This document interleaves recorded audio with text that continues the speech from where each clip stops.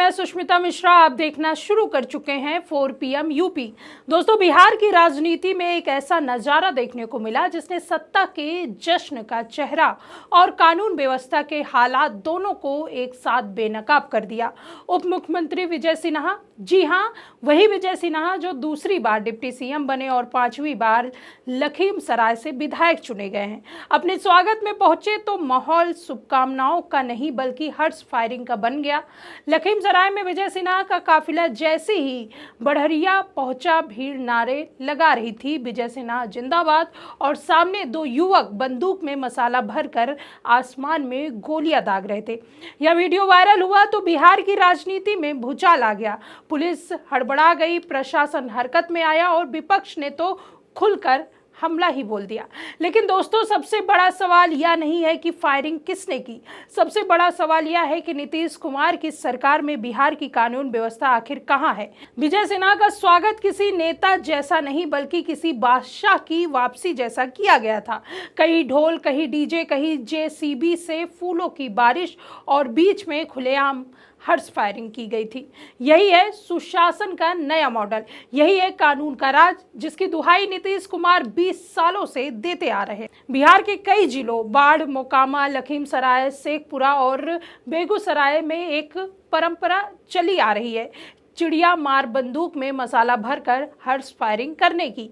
ये बंदूक असली नहीं होती, इन्हें एक मुस्लिम परिवार चलाता है जो पीढ़ियों से इससे रोजी कमाता है। शादी ब्याह, मन्नत, त्योहार या किसी बुजुर्ग की मौत, इन मौकों पर यह फायरिंग की जाती है। लेकिन इस बार यह फायरिंग किसी घरेलू परंपरा नहीं बल्कि उप मुख्यमंत्री के स्वागत में हो रही थी। और सबसे मजेदार बात यह है कि पुलिस ने 2 युवकों को उठाया लेकिन स्वागत कराने वाले पर कोई कार्रवाई नहीं की। जैसे ही वीडियो फैलना शुरू हुआ, विपक्ष ने सरकार को घेर लिया।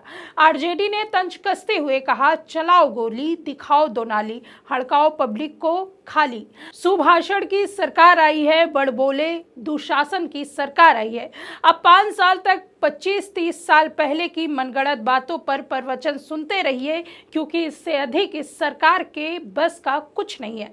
आरजेडी के इस बयान में कटाक्ष कम था और सच की चोट ज्यादा थी। अगर भीड़ ने फायरिंग की, अगर स्वागत में कानून तोड़ा गया, अगर आज सुरक्षा का माहौल बना, तो नीतीश कुमार या उनके उप मुख्यमंत्री विजय सिन्हा को सवालों के जवाब क्यों नहीं देना चाहिए? क्या ये कह देना काफी है कि हमने 2 युवकों को पकड़ लिया और जो हर्ष फायरिंग कर रहे थे वो दोषी हैं, लेकिन जो माहौल बनवाया गया उसकी जिम्मेदारी कौन लेगा? बिहार में वीआईपी कल्चर इतना हावी हो चुका है कि स्वागत में गोली चलाना भी रिवाज बन गया है। 20 साल से एक ही बात सुनते आए हैं, यहाँ सुशासन बाबू का राज है। लेकिन आज स्थिति ये है कि उप मुख्यमंत्री के स्वागत में गोली चल रही है और प्रशासन मूक बना बैठा हुआ है। उनकी सरकार का ढांचा अब कानून आधारित शासन नहीं बल्कि नेता आधारित व्यवस्था बन गया है, जहां सत्ता के लोगों को पूरी आजादी और आम जनता को सिर्फ चेतावनी दी जाती है। उप मुख्यमंत्री के स्वागत में क्या ऐसे हथकंडे अपनाए जाना चाहिए? इस तरह की घटनाएं बिहार की छवि सुधारेगी या और गिराएगी? सरकार सिर्फ दिखावे के लिए एक्शन ले रही है। यह घटना सिर्फ हर्ष फायरिंग का मामला नहीं है, यह बिहार की कानून व्यवस्था, वीआईपी संस्कृति और नीतीश सरकार की खोखली सुशासन नीति की पोल पट्टी है। जितना जश्न मनाया जा रहा है उतनी ही तेजी से बिहार की छवि खराब होती जा रही है। और अगर सरकार हर बार सिर्फ जांच और नोटिस तक सीमित रहेगी तो आने वाले दिनों में ऐसी घटनाएं और बढ़ेंगी।